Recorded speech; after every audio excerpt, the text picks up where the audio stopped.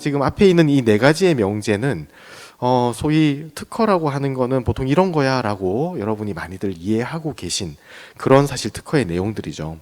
근데 이게 기존의 특허에 대한 이해가 이 정도 선에 머물렀다면 이제는 조금 더 이 좋은 특허라는 게 좀 더 전략적인 특허를 확보해가는 그런 전략적인 특허가 좋은 특허라는 인식이 많이 확립되고 있고요.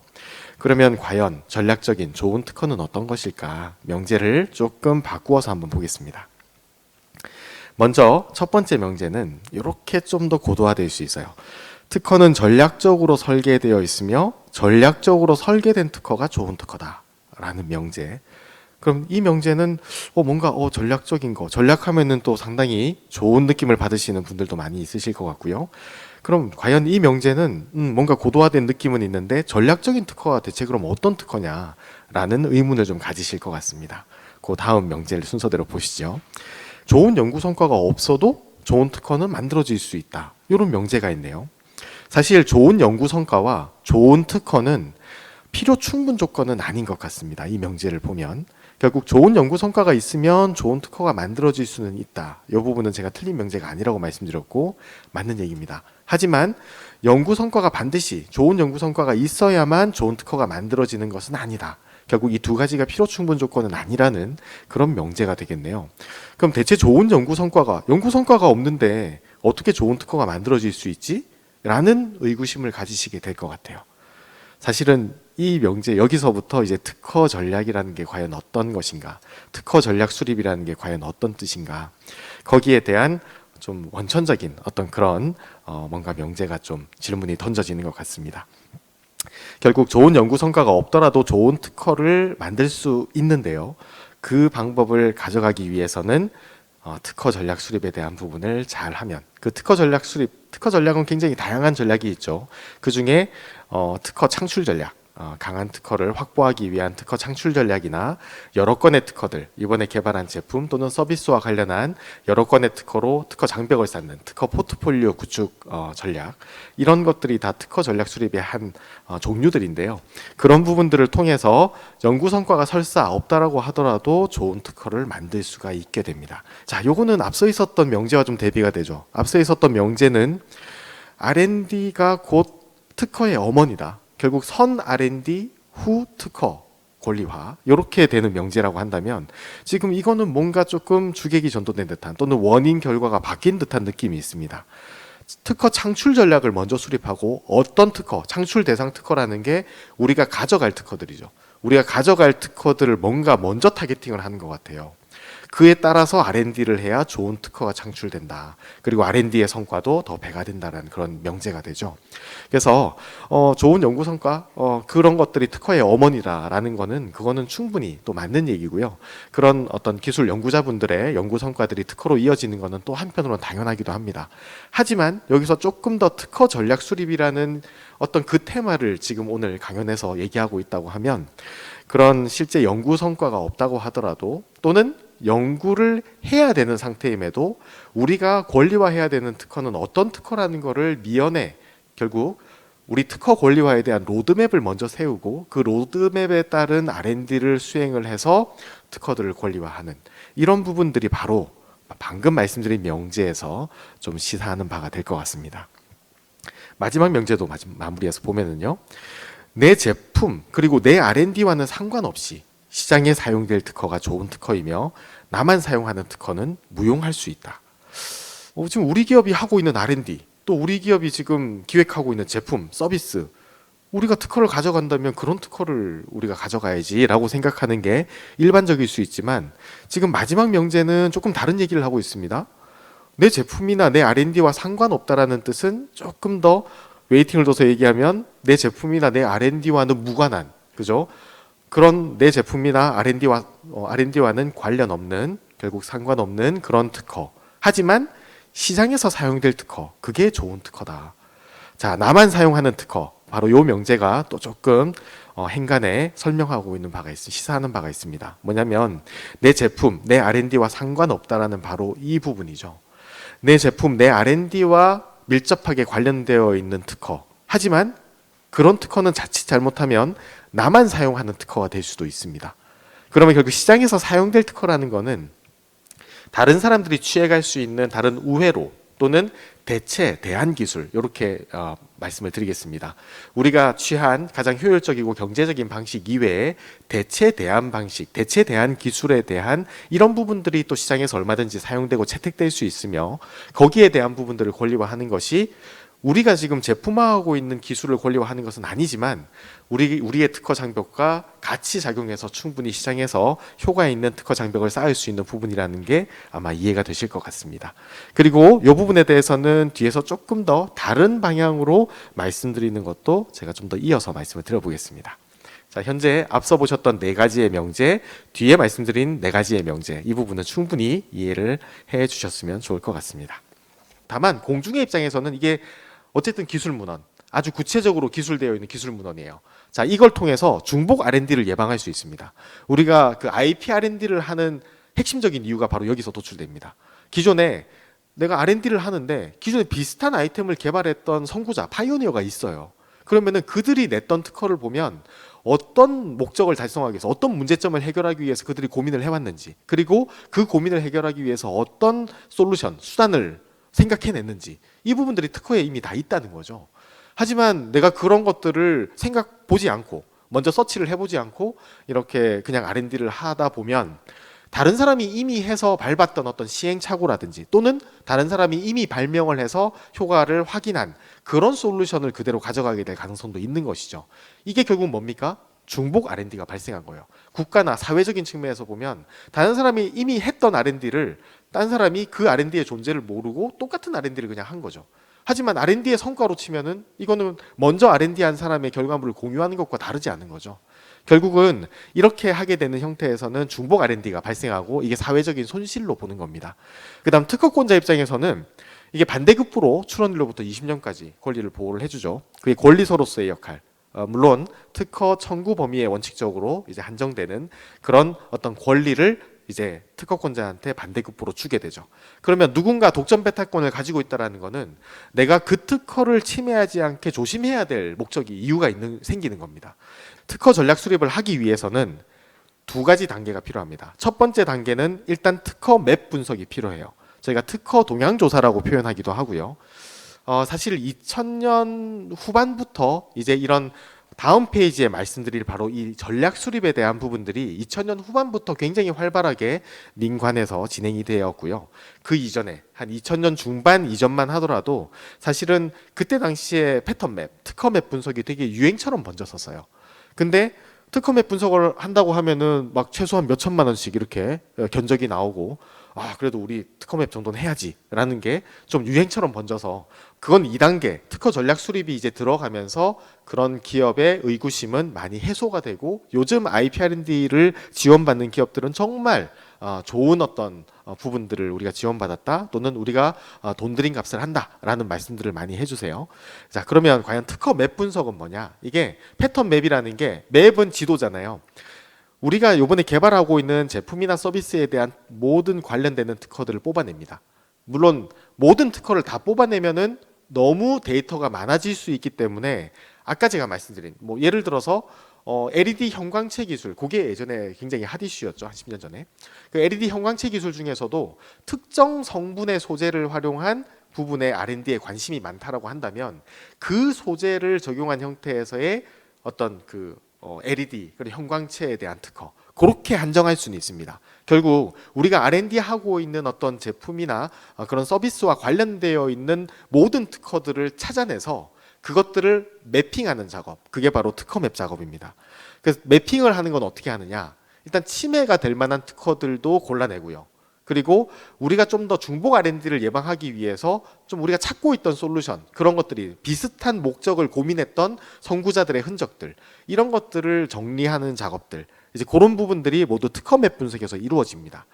근데 여기서 이제 끝나는 게 아니라 특허 전략 수립은 뒤에 있는 바로 이 특허 전략 수립, 이걸 위해서 특허 맵 분석을 사실 하는 겁니다. 그래서 2단계가 중요한데요. 이거는 결국은 뭐냐면 이 안에 보시는 여러 전략 수립에 대한 부분, 뭔가 침해가 될 만한 특허 침해 리스크를 확인해서 그런 핵심 특허를 도출해 가지고 그에 대한 대응 전략 수립, 대응 전략이라고 하면 어떤 회피 설계가 됐든 비침해 논리 개발 또는 무효 논리 구축, 이제 이런 형태의 대응 전략을 수립하거나, 또는 활용 특허, 우리가 좀 중복 R&D를 예방하기 위해서 좀 이런 거 고민하고 있었던 거에 대한 솔루션, 기술적 솔루션을 얻거나 좀 벤치마킹 할 만한 그런 기술들을 확인하거나, 이제 이런 것들.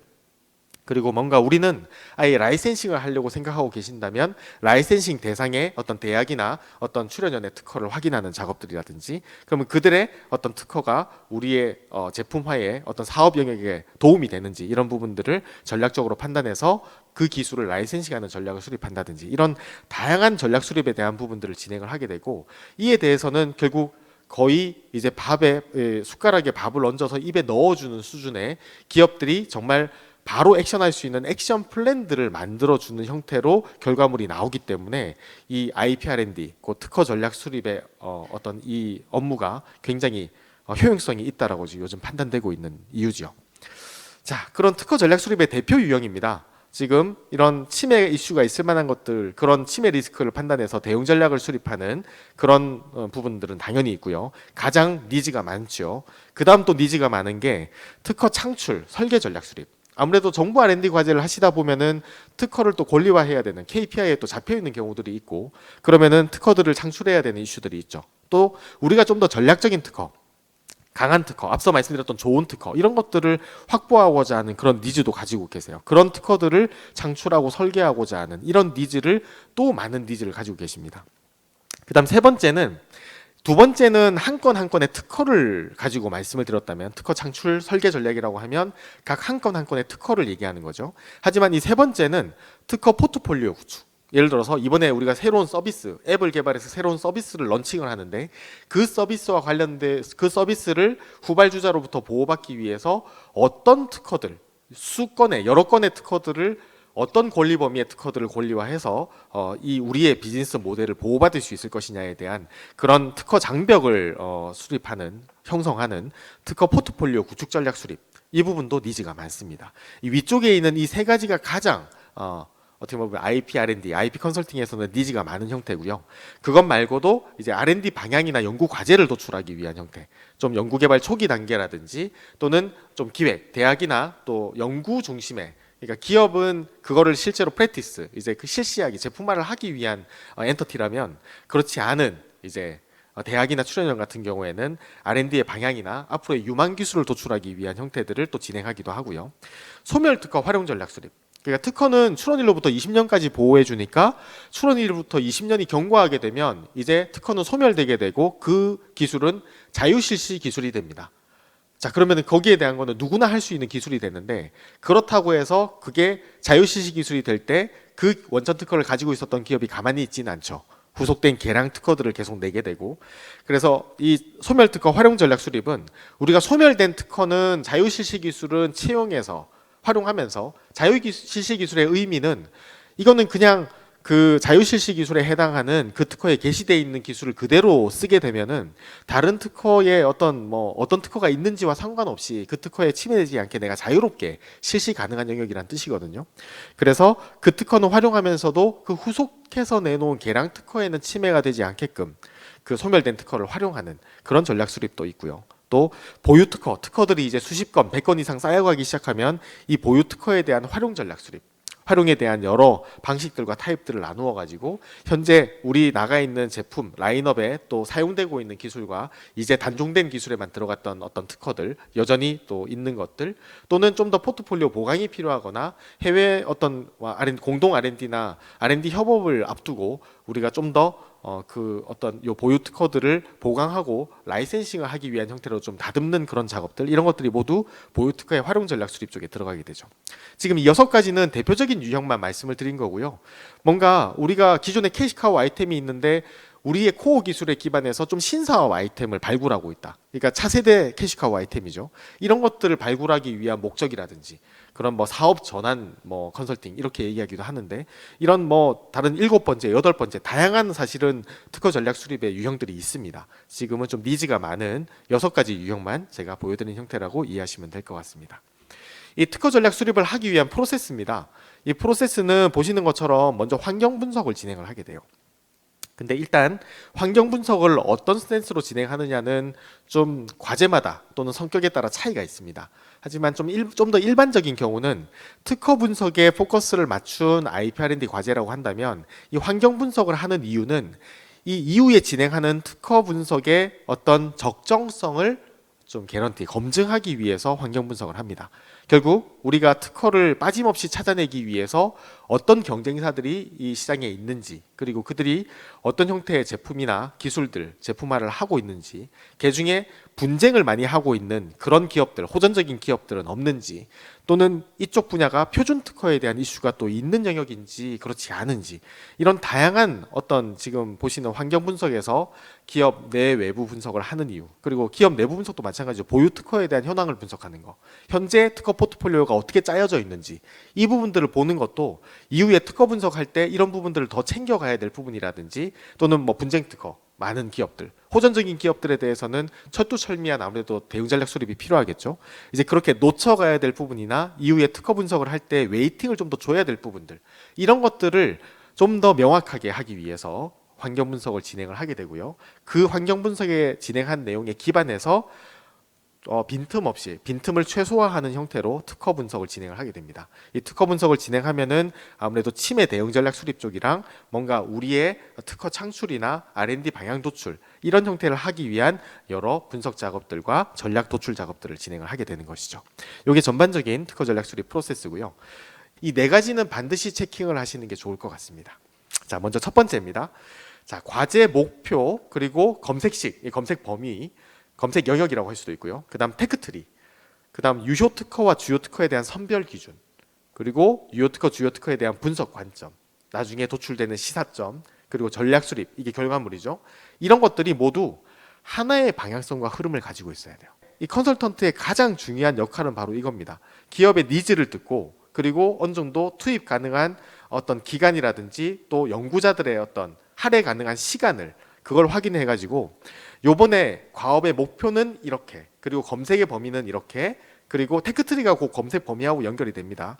주요 특허와 유효 특허와 주요 특허는 이 정도로, 이거 외에는 노이즈로 처리한다든지, 유효 특허 중에서도 이러이러한 내용들이 담겨 있는 거를 주요 특허로 해서 그걸 집중적으로 분석을 하자라든지, 또는 유효 특허, 주요 특허에 대한 분석 관점, 요거는 침해에 대한 분석이냐 활용성에 대한 분석이냐, 이런 여러 분석 관점을 어떻게 가져갈 건지, 그리고 결과물이 어떻게 나올 건지, 이 부분들이 모두 하나의 스트림을 가지고 있어야 돼요. 앞서 검색 범위에는 막 넓혀서 A, B, C, D 기술을 하고 있는데, 나중에 유효 특허, 주요 특허, 유효 특허, 주요 특허 선별 기준에 보니까 D는 아예 들어가 있지도 않아요. 또는 한편으로는 검색식에서는 A 기술이 있음과 동시에 B 기술이 있는 특허를 검색식에서 짰는데 C라는 한정은 더 해가지고 유효 특허를 선별하고 있어요. 그러면 애시당초 로 데이터를 A하고 B 기술만 있는 걸로 잡을 필요가 없죠. C 기술까지 포함되어 있는 걸로 아예 모집단을 줄이고, 거기에서 C 기술까지 있는 거를 기본적인 어떤 검색식을 가지고 그런 유효 특허 선별 기준, 노이즈 제거 기준을 가져가는 게 바람직하겠죠. 근데 실제로 A와 B 기술이 동시에 있는 특허를 유효 특허로 한다라고 검색식은 작성되어 있는데, 나중에 노이즈 제거 기준에서는 C 기술까지 더 있는 거를 뽑아낸다? 그러면 괜히 로 데이터만 늘려서 그런 어떤 선별해내야 되는 물고기 수만 늘린 형태가 되는 거예요. 그럼 그만큼의 비효율이 생긴 거고, 비효율이 생긴 만큼 다른 부분을 더해서 기업의 성과로 줄 수 있는 부분들이 그만큼 이루어지지 못하는 결과가 되는 거죠. 자, 두 번째, 노이즈 제거 기준, 기술 분류 기준, 주요 특허 선별 기준, 그리고 목적 수단에 대한, 특허라는 게 항상 어떤 목적을 달성하기 위해 어떤 수단을 썼다, 이 목적이 종래 기술의 문제점을 해결하는 목적이죠. 그걸 위해서 어떤 수단을 썼다라는 게 기재되어 있는 게 특허인데, 이제 그런 목적 수단 분석을 할 때도 있죠. 그런 목적 수단 그룹핑 기준, 이런 각종 기준들에 대해서 세부적인 기준들이 협의 명시가 반드시 돼 있어야 돼요. 보고서에, 결과물에. 왜냐하면 이 IP R&D 결과물을 결코 이번에 IP R&D에 참여한 연구자들만 보지 않습니다. 나중에 새로 입사한 연구자들도 보게 되고요. 이것들을 가지고 사실 이후에 IP R&D에 대한 업데이트라든지 후속된 IP R&D를 더 이어서 활용해 가시기 마련이에요. 자, 그 다음에 세 번째, 주요 특허 선별과 기술 유사성이나 활용성에 대한 판단에 있어서 반드시 핵심 연구자 또 IP 담당자가 참여를 해주셔야 됩니다. 자, 앞서 요 IP 전략 수립에서 특허 분석 프로세스. 자, 그러면 과연 이 주요 특허에서 무엇이 핵심 특허고 어떤 게 활용 가능한 특허인지, 여기에 대한 판단을 어떻게 할 거냐예요. 이거를 그냥 외부에서 온 변리사한테 또는 IP 분석가한테 그냥 맡긴다? 이러면은 상당히 미스매치가 될 가능성이 높습니다. 무슨 뜻이냐면 참여, 반드시 핵심 연구자분이 참여하셔가지고 우리가 지금 이런 방식을 취해가기 때문에 또는 현재 R&D 바틀렉이 이제 R&D의 어떤 애로사항이 이런 부분이기 때문에 이에 대한 내용이 있으면은 이런 것들을 좀 활용 특허로, 활용 관점으로 봐주세요. 또는 그런 부분들을 보다 보면은 생각지도 못했던, 처음에 내가 찾기를 원했던 기술도 있지만 생각지도 못했던 게 이거는 내가 생각했던 방식보다는 이게 훨씬 나은데 이걸 벤치마킹 해볼까? 라는 생각들이 드는 특허들이 분명히 생기거든요. 그러면 IP 분석가가 보지 못하는 그런 활용적인 관점이라든지 또 핵심 특허도 마찬가지입니다. 특허의 권리와 청구항에 기재된 내용들이 그대로 적용되어 있느냐에 침해 판단을 해야 되는데 그 내용들이 연구자분들이 직접 참여해서 판단해 주시지 않으신다면 정확한 판단이 어려울 수 있고 활용성에 대한 활용 특허 도출도 상당히 애로사항이 있기 마련입니다. 그 다음 특허 창출 전략 같은 경우에 뒤에서 보여드릴 직무 발명 신고서 수준의 특허 창출 시트, 그리고 연구개발 방향 도출 같은 경우에 또 뒤에 보여드릴 RFP 수준의 연구개발 계획서를 반드시 작성을 해야 됩니다. 앞서 유형을 설명드렸죠. 특허 창출 전략, 요거를 하나의 컨설팅 유형으로 잡을 수도 있고 또 연구개발 방향 도출, 이거를 또 컨설팅 유형으로 잡을 수 있는데 이 정도 수준의 뒤에 보여드릴 이 정도 수준의 결과물이 나오지 않는다면 이게 활용성에 대한 부분들, 한마디로 좀 더 이렇게 활용하십시오라는 액션 플랜을 아예 저희가 쥐어주는 형태에서는 상당히 좀 멀어지게 됩니다. 그래서 이 정도 뒤에 보여드릴 수준 정도의 특허 창출 시트와 연구개발 계획서가 만들어져야, 그래야 연구자분들이 또는 IP 쪽에서, IP 팀에서 이 결과물을 활용하기 용이하다라는 부분 때문에 이것도 강조를 드리겠습니다. 그러면 뒤에 케이스를 보면서 조금, 앞서 이미 제가 설명은 다 드렸어요. 그러면 이게 실제 사례에서는 이런 부분들로 녹아나는구나 라는 거를 하나하나 체킹해 주시고 이해해 주시면 오늘 좀 힘들게 듣고 계신 이 강의는 마무리가 될 것 같습니다. 그래서 제가 오늘 준비한 강의는 여기까지고요. 이제 이후에 조금 남은 시간은 Q&A를 진행하도록 하겠습니다. 네, 감사합니다.